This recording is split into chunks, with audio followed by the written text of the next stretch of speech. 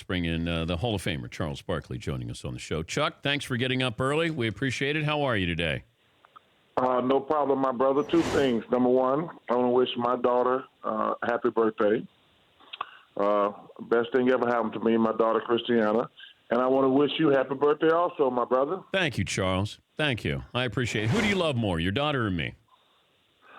Well, I think it's a close call, but I'm going to go with my daughter. All right, fair enough. All right, I'm fine with that. It was close, though. Is it going to be close in this series with Golden State and Houston? I don't think so. There's nothing I saw last night. I picked the Warriors in 5, but man, I don't know if the Rockets can win a game. It's a tough man. The Warriors are just unbelievable. I mean, Steph didn't even play well last night. Yeah. It was just that's the thing. I said before this series, Chris Paul and James Harden have to play great. They have to play great for the Rockets to win. Steph Curry didn't play well last night. Draymond didn't play well last night. But Kevin was amazing. Clay, who's the best shooting guard in the NBA, was fabulous. I mean, this team is really good, man. They're unbelievable. How good? I don't think. But how good are they? You know, I asked Steve Kerr yesterday about this. Just this starting 5. We love to do this, so why not do it now? It's Golden State up there with Bulls teams, the Bad Boy Pistons, the Celtics in the 80s, the Lakers with Kareem and Magic. I mean, are they that good? It's hard to tell because the way the game is played now, there's no physical contact. But they got 3 of the greatest offensive players that the league has ever seen. Those 3 guys. And the thing about it, you have to – there's so much space on the court because you can't leave any of those 3 guys.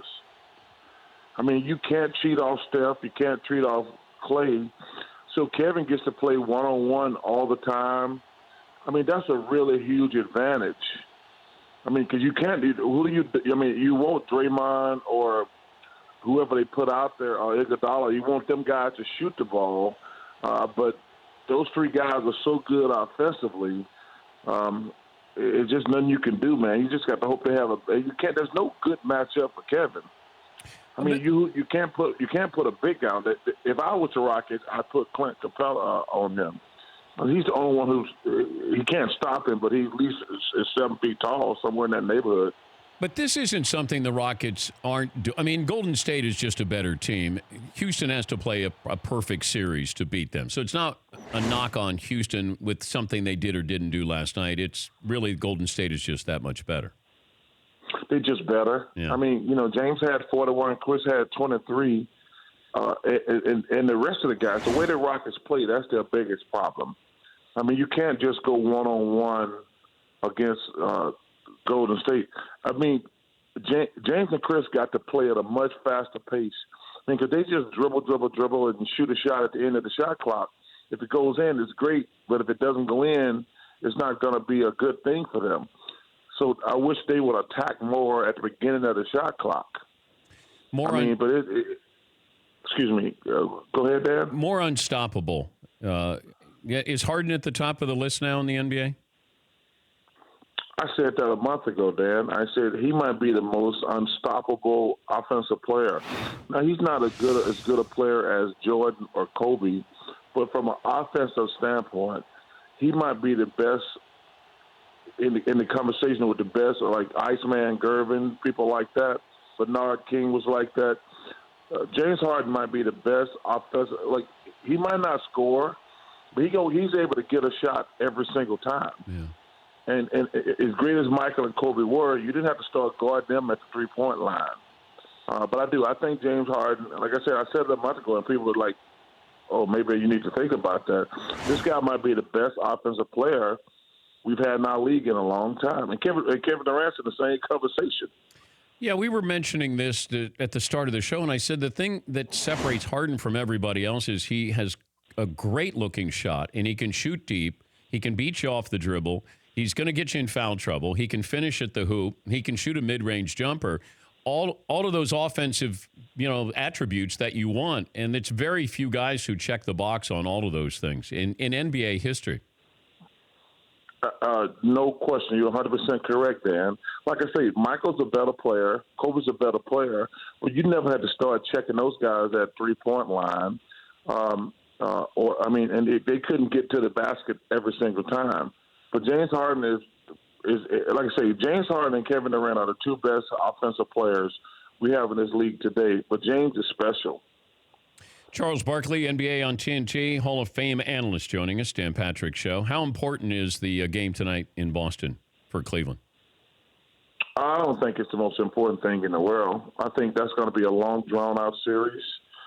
I think if you look at it, man, the Celtics, they got some tough matchup for the Warriors. For the Cavs. I mean, Al Horford is a tough matchup. I think that Jason Tatum is scary good. Jaylen Brown is scary good. And the Cavs don't have anybody that can match up with them. LeBron, it's a pick'em series. I mean, LeBron's going to have to go crazy if the Cavs going to win this series. But, man, it's going to be a hell of a series. When these playoffs started, I thought the Warriors and Rockets could be a 6-7 game series, knockdown, drag out. I don't feel like that after game one. But after watching that game Sunday, the Celtics against the Cavs is going to be a 6-7 game series, and it's a pick'em series. I don't think the Cavs have to win tonight, but let me tell you something. They got so many holes. You know, we talked about the Cavs defense all year. Mm-hmm. It's not. They don't have any answer to some of the matchups that the Celtics. I mean, give Danny Ainge some great credit. Brad Stevens some great credit about all the players they're taking. Man, they're doing a fantastic job. They got a great game plan against LeBron. But the main thing they did, if you go back and look at the 76ers series, Jaylen Brown and Tatum, they attack all bad defenders. The guys from the Sixers who were good shooters, they just killed them offensively. And those guys for the Cavs, they are going at them. They hit them in the head every single time. If I said you could have Jason Tatum's future or Ben Simmons? Ooh, what a great question, Dan. I probably right now would have to go with Tatum because he can do it all. Ben Simmons got to get better offensively. But that's a great question. If you ask me right now, I'd probably go with Tatum. I asked Reggie Miller yesterday. I said, if I blindfolded you from three-point range and you were shooting against Ben Simmons, now he doesn't have a three-pointer in his NBA career yet, would you take Reggie Miller blindfolded from three-point range or Ben Simmons?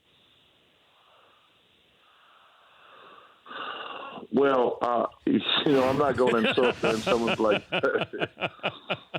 Dan, he's really got a lot of work to do on his jump shot, man. By the way, Reggie said that Reggie would beat Ben Simmons blindfolded. I think if you put Reggie's one of the greatest shooters ever. I don't want to insult Ben, but like I said, the good thing about it, they played a bad Miami team in the first round of the playoffs. So, I was talking about this last night. 2 weeks ago, it was like the Sixers are going to the conference finals. Yeah. Because they beat a bad Miami team. But then when they play against a team that's really well coached and got a strategy, they looked not very good. So, strategy matters in the NBA. And Ben Simmons, as good a player as he is, man, he's still got a long way to go. A long way to go. Yeah, but I'm trying to figure this out with somebody who has that much ability but doesn't have a shot. And Reggie said, you got to get him into the lab. You just got to keep shooting jumpers. And I said, no, you're going to keep shooting the same jumper that's not a good jumper. You really have to have somebody help and break it down a little bit here. And that's hard to do when you get to this point. I know he's only, 20 or 21. But well, you have to understand something, Dan. A lot of these guys, they're so talented. You can get through high school and college on talent. Yeah. But that does not work in the NBA. You see it not with just Ben. You see a lot of these guys who go to college who are one and done. I mean, you look at Donovan Mitchell is fantastic. Jason Tatum is terrific. But a lot of these rookies are awful because they have played the game strictly on talent their whole life. and now they're not the guy who can run the fastest or jump the highest. They got no idea how to play basketball. I mean, you go back, think about it. Ben Simmons played great against Miami because Miami they're not any good. But then when he played against Tatum, guys like that, Jaylen Brown, Terry Rozier, he wasn't big. He was bigger, but he wasn't stronger, faster, and could just outrun him and jump him, and he really struggled. And that's what happened to a lot of young players who come to the NBA. Then because they've been the best player their whole life. But when you get to the NBA, you're not the best player. So then you're like, I got a long way to go. And that's what happened to Ben in that second round of the playoffs. Do you remember what you did your rookie year from three-point range? I would be surprised if I shot any threes my rookie year. I'd be totally surprised. I got you 1 for 6. Well, Dan, there's one thing that's crazy about the NBA. They're ruining the game for big guys. Like, new guys, everybody's got to shoot three now. Oh, I know. And I tell teams, I said, well, if you got Clay, Steph, and Kevin Durant, you can live and die by threes. But one of the problems the NBA got now is, hey, those are the 3 best shooters in the world. Now we got every loser out there now trying to shoot threes. They got big guys out there trying to shoot threes. I mean, what's one thing these teams got to learn? You don't have to shoot threes. I mean, that kid Baines is doing a hell of a job for the Celtics. Greg Monroe came in and played the other day, but for some reason, every team want to try to shoot threes just because the Warriors got the 3 best shooters who ever lived. And it only worked with those 3 guys. Was it awkward at all last night? You're at the game, and you've had some words about Draymond Green. Did you see Draymond Green before the game? I saw him after the game. Dude, I got nothing against any of these players. I shouldn't have said what I said about punching him in the face. And it's really weird. The kid's a good player. He's a very good player, and I like him. I've never had any words with him. But what I said at the time I meant. I mean, even last night he goes out there and just knocked the hell out of James Harden for no reason. That was uncalled for, unnecessary. That pick he said in the backcourt was a cheap shot. I didn't like that. But the kid's a heck of a player. But I'm going to do my job. I'm not out here to make friends. Did you talk to him? I did not. I don't normally talk to these players. I stay out of these players' way.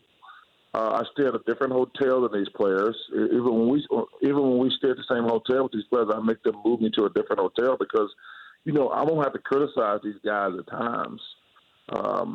So I always move hotels if they're staying in the same hotel because the last thing I want to do is punch one of these kids.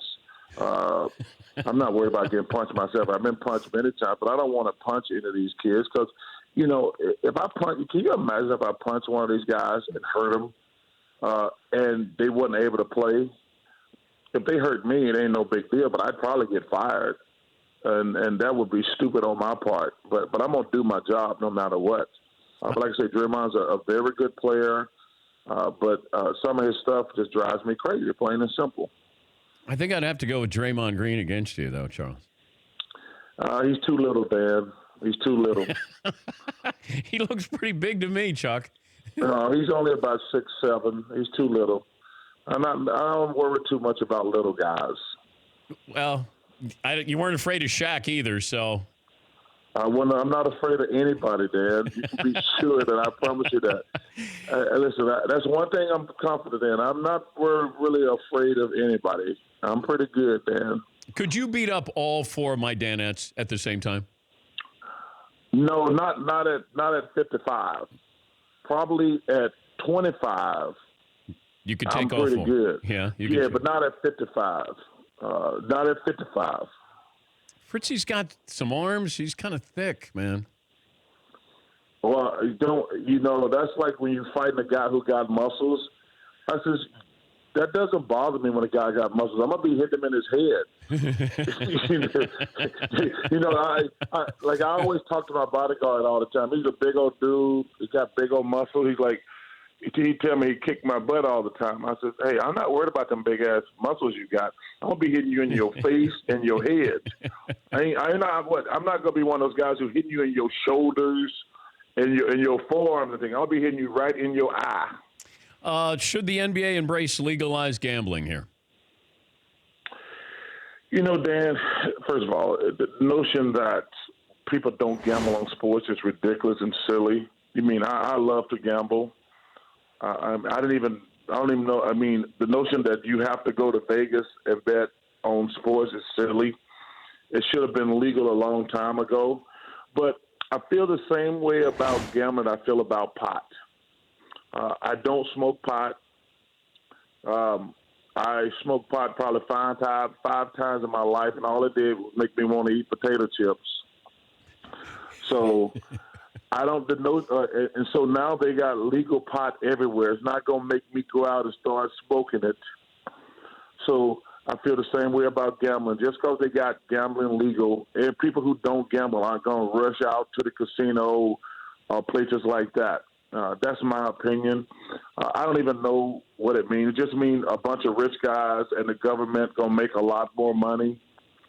That's all it means. I mean, the government, man, as much as I love this country, and it's a great country, though we got some issues, it's kind of like the marijuana thing. I mean, it used to be illegal. They put all these guys in jails who probably shouldn't be in jail. Now they make a lot of money on it. And now they just going to make a lot of money on gambling. So that's the way I look at it, to be honest with you, my brother. I'm not going to run out. I always gamble. I'm always going to gamble. But this notion that people the gambling's legal now, everybody's going to go out and start gambling. I don't believe that. I told you, I feel the same way about pot. I don't smoke pot. Now that it's illegal, I'm not going to start smoking it now. Do you bet on the NBA games, the finals, playoff games? Would I bet on the finals? Have you bet on them? I bet on basketball before, yes.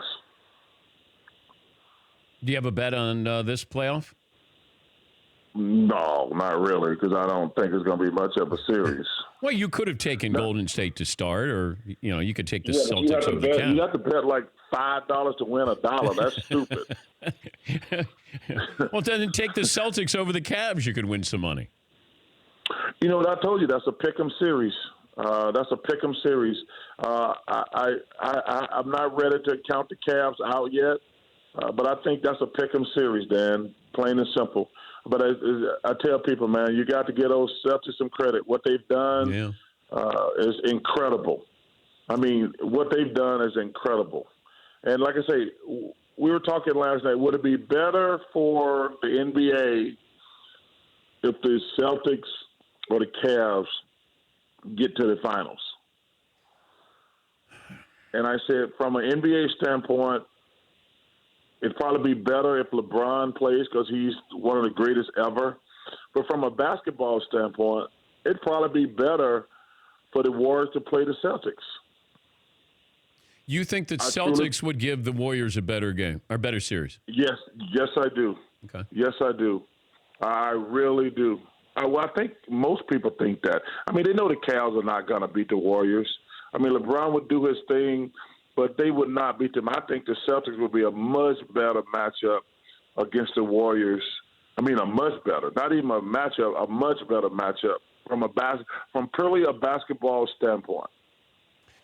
Chuck, thank you for getting up. Tell the boys we said hello and happy birthday to your daughter. Thanks. Happy birthday to you, my brother. I appreciate your friendship, and keep doing your thing, man. You do a fantastic job. Thank you, Charles. For more Dan Patrick Show, tune to Audience Channel 239 on DirecTV or download the Dan Patrick Show app.